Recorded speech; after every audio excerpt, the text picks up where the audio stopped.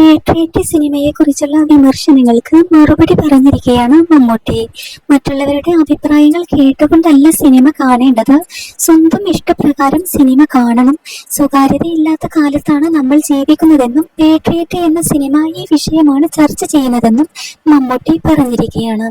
Patriot സിനിമയുടെ GCC റിലീസുമായി ബന്ധപ്പെട്ട് ദുബായിലെത്തിയ മമ്മൂട്ടി പ്രേക്ഷകരോട് സംസാരിക്കുമ്പോഴാണ് സ്വന്തം നിലപാട് വ്യക്തമാക്കിയത്.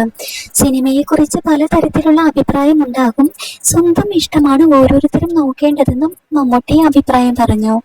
സിനിമ പുറത്തിറങ്ങി പലതരത്തിലുള്ള അഭിപ്രായങ്ങളുണ്ട്.